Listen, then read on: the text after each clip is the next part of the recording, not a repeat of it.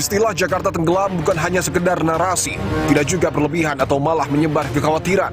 Faktanya, penurunan permukaan tanah dan naiknya permukaan air laut menjadi bukti di depan mata yang kian nyata. Garis pertahanan laut di Teluk Jakarta mesti dijaga. Peristiwa merembesnya tanggul di kawasan Pantai Mutiara mengingatkan kita agar lebih waspada.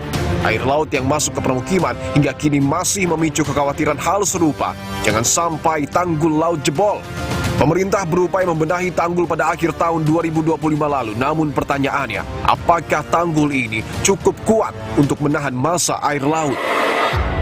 Badan Riset dan Inovasi Nasional atau BRIN punya data penelitian turunnya permukaan tanah setiap tahunnya. Salah satu penyebab yang ikut memicu hal ini adalah penggunaan air tanah yang dilakukan secara masif. Tapi ada faktor lain yang sangat krusial di sini, yaitu karena penyedotan air tanah.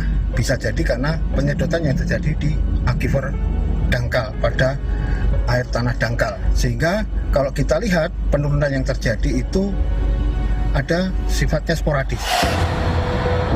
Guna menekan penggunaan air tanah, pemerintah Provinsi DKI Jakarta mendorong masyarakat beralih ke layanan perpipaan Pamjaya.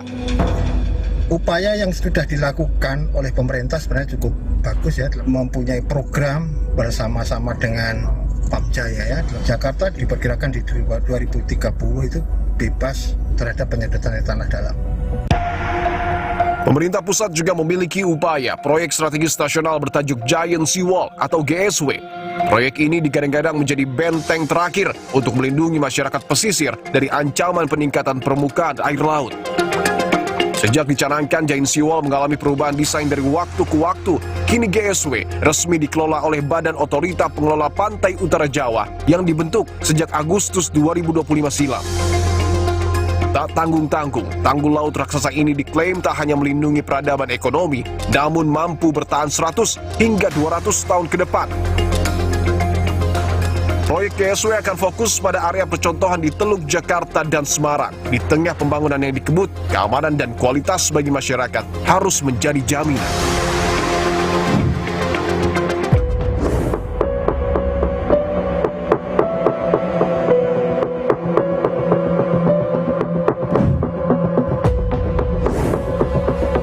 Saudara, ancaman Jakarta tenggelam kini sudah berada di depan mata dan tentu bukan hanya sekedar isapan jempol belaka. Lalu apa sesungguhnya siasat dari pemerintah Provinsi DKI Jakarta untuk memastikan ibu kota tidak tenggelam di masa depan? Saya akan berbincang secara langsung dengan Koordinator Staf Sus Gubernur DKI Jakarta, Profesor Firdaus Ali. Prof, terima kasih untuk waktunya. Terima kasih, selamat pagi. Baik, Prof, kita tahu bahwa narasi terkait dengan Jakarta yang di masa depan diprediksi akan tenggelam ini semakin menyeruak ke permukaan.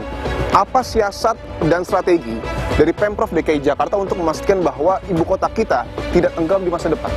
Laju turun muka tanah kita di Jakarta ini tertinggi di planet ini saat ini, setelah Mexico City, Bangkok, Yokohama, dan Jakarta. Tertinggi di dunia.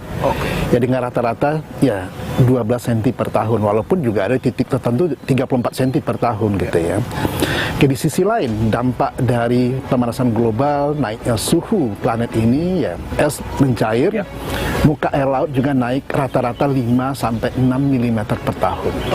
Dalam konteks itulah kemudian gagasan untuk membangun National Capital Integrated Coastal Development yang disebut dengan NCICD. NCICD digagas ini dalam konteks apa? Dalam konteks dari jangka pendek dan jangka menengah dan jangka panjang. Terbagi atas dua fase sebetulnya. Fase pertama itu bagaimana menyelesaikan fase A, yang kita sebut dengan tanggul pesisir dan tanggul sungai di muara. Dan untuk tempat kita berdiri saat ini, Prof, ini tanggul pesisir yang tadi Prof sebutkan. Ya. Mungkin bisa dijelaskan, Prof, landscape ini akan seperti apa? Oke, ini kita sekarang berada di dekat Ancol ya. Dan ini baru saja kita selesaikan akhir tahun kemarin. Ini bagian dari fase A tanggul pantai. Saya ingin tanyakan bahwa sebelumnya, Prof Firdaus, narasi soal tidak hanya NCICD, tetapi juga Giant Seawall, ini menjadi pertanyaan di tengah publik. Saya ingin tanyakan, apakah ini yang disebut dengan Giant Seawall? Oh tidak, tanggul lepas pantai itu kita sebut dengan fase B dan C. Jadi itu yang kita sebut dengan Giant Seawall. Kalau ini bukan giant Ini seawall. bukan giant seawall ya? Oh. Ya, tapi adalah tanggul pantai pesisir bagian dari NCICD. Giant seawall juga bagian dari NCICD. Oke, boleh kita lihat, Prof? Sekarang kita sengaja meninggikan jauh lebih tinggi dari tanggul-tanggul yang sudah kita bangun selama ini. Oke. Tujuannya buat apa? Setidaknya dalam katakan 20 tahun ke depan sampai giant seawall terbangun, ini efektif untuk melindungi daratan Jakarta. Oke. Untuk tingginya ini berapa, Prof? Ya, 2,4 meter. 2,4 meter. Ya, dari Oke, dan mean ini sea level sebetulnya. dari muka permukaan air laut laut rata-rata. ya? Untuk anggaran sendiri total selama pengerjaan ini? Tentunya anggarannya sangat besar sekali. Ya, kalau kita ingin menyelesaikan tanggul fase A ini semuanya, ya setidaknya kita butuh anggaran ya lebih dari 15 triliun. Lalu untuk giant seawall yang nantinya akan ada di ibu kota, posisinya di mana, Prof? Oke, jadi kalau kita tarik garis lurus dari Marina Ancol ini, kira-kira 9,6 km nanti dari sini ke 9,6 km, artinya Ya. di tengah laut. di tengah laut. Ya, dengan kedalaman rata-rata 16 sampai dengan 19 meter batimetrinya, minus di bawah gitu kan. Tanggul NCICD fase B dan C yang kita sebut dengan giant seawall, ya kira-kira panjangnya nanti kira-kira 42 km. Untuk di wilayah Jakarta. DKI dan plus sedikit Banten dan sedikit Bekasi. Oke. Ya, totalnya. Lebar di permukaannya 250 meter. Iya. Otomatis di bawah base-nya itu kira-kira hampir 750 meter. Oke. Jadi kita akan mendapatkan tambahan daratan baru di luar reklamasi yang akan kita selesaikan nanti. Di atasnya itu nanti akan ada spot kawasan pengembangan terpadu. Nanti akan ada MRT di sananya, akan ada LRT, akan ada highway, dan ada kemudian kawasan bisnis. Iya. Boleh kita ke sana, Pak ya? Oke, ayo. saya akan tunjukkan saudara, ini adalah tanggul pesisir ya, dan berbeda dengan giant seawall. Ketika tadi disebutkan bahwa tanggul pesisir ini ataupun fase A dari NCICD ini sudah rampung, sementara masih ada pekerjaan ke depan giant seawall di Jakarta di tengah laut. Proses pembagian pekerjaannya dengan pemerintah pusat seperti apa? Tanggul giant seawall NCICD yang B dan C tadi ini membutuhkan biaya yang sangat masif sekali. Sangat masif sekali. Ya, kenapa? Karena kita harus mereklamasi daerah yang di tengah laut. Kita akan mencarikan skema pembiayaan yang tidak tergantung dari APBD maupun APBN. Oke. Tetapi bukan berarti tidak ada APBD, APBN yang tetap ada, karena itu bentuk komitmen dari pemerintah baik pusat maupun daerah dalam rangka serius yang melindungi Jakarta, ya, dan perkiraan untuk wilayah DKI Jakarta sendiri itu ya sangat masif sekali.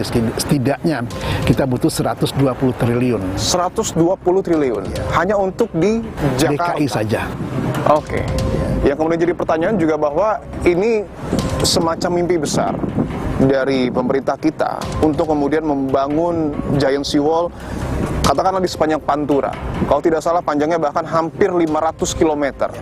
Dan untuk di wilayah Jakarta sendiri pertanyaannya dimulainya kapan? Kita mengharapkan September tahun 2026 ini sudah kita mulai dengan membangun perkampungan nelayan modern terpadu. Akan ada tempat pelelang ikan, akan ada cold storage, akan ada hunian nelayan, dan akan ada dermaga untuk nelayan, dan juga ada sekolah untuk nelayan.